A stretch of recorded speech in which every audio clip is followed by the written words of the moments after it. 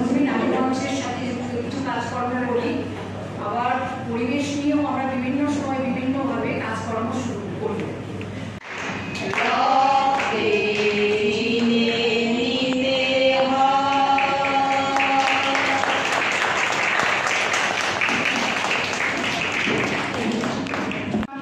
এরা সবাই ছিল, অমৃতা,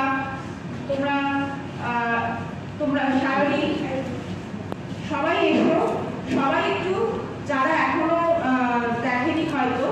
একটা ইন্ডিপেন্ডেন্ট কাউন্সিল যেখানে হবে এবং সেখানে মানে যারা ভিকটিম এবং যারা পারপিটুয়েটর সেটা আমরা ডিসাইড করবো, মানে সবাই ডিসাইড করবে আর কি। কিন্তু এবার ইন্ডিপেন্ডেন্ট কাউন্সিল যদি ডিসাইড করে এবং তারপরে কিন্তু একটা জিনিস আছে, সেটা হলো পশ, প্রিভেনশন অফ সেক্সুয়াল হ্যারাসমেন্ট। সেইটা কি আমাদের ভারতবর্ষে কিন্তু পশ অ্যাক্ট 2013, কিন্তু ট্রান্সফারের কথা বলা হয় সেখানে কি হবে? কারণকে আমি সাপোর্টও করছি না বা কারোর এগেইনস্টে, this is not the fact. তো একটা অর্গানাইজেশনে সবসময় এই যে আজকে সবাই মিলে এখানে কথা বলছে, আজকে সেটা অর্গানাইজেশনের না প্ল্যাটফর্ম হয়েছিল, this is the platform and there job. Everyone, every single one has been reading the Samvidhan, or I can say the manifest. It can be a manifest, right? Manifesto হতে পারে সব, correct? তো সেটা পুরো personally সেটা জানাচ্ছে, because it is a platform.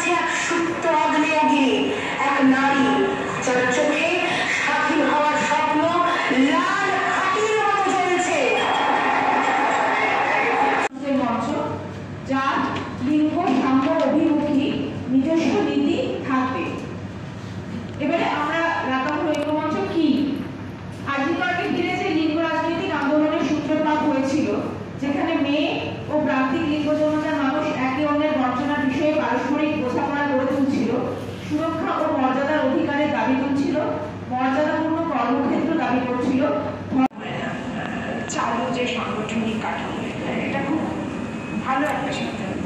এই আর আমার একটা খটকা আছে যে নানান দল করা মানুষজনকে আমরা ব্যক্তি হিসেবে যারা ভবিষ্যৎ আমাদের কনস্টিটিউশনে লেখা আছে যে 15-16 বছর বয়স থেকে মোটামুটি যে সময় থেকে তার লিঙ্গ বৈষম্যটাকে বুঝতে শেখে, আমরা বলে মনে করছি মোটামুটি তার শিকার তার আগে থেকে তারা হয় হয়তো ব্যাপারটা বুঝতে পারে না, কিন্তু এই বয়স থেকে তারা আমাদের সমস্যাটা গ্রহণ করতে পারে।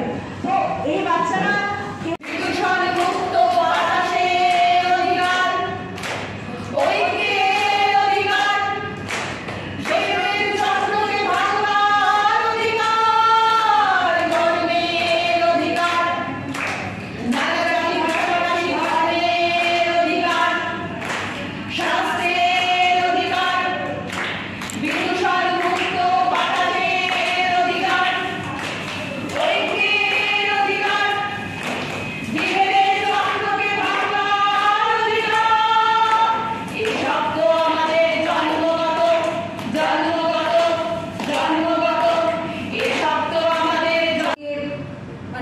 ভীষণ ক্ষতিগ্রস্ত হচ্ছে।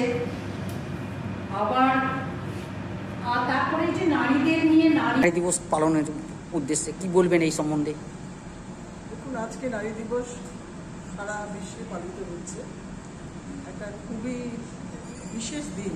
নারীদের ক্ষমতায়নের যে রাস্তা যা শুরু হয়েছিল অনেক দিন আগে, তা আছে কোথায় একটু আগে বললেন যে নারীদের সুরক্ষাটাই মেন, আমরা নারী দিবস পালন করি কিন্তু নারীদের কোনো সুরক্ষা নেই, তাই আমাদের বার্তাই থাকবে নারীদের সুরক্ষা কিভাবে করা যায়।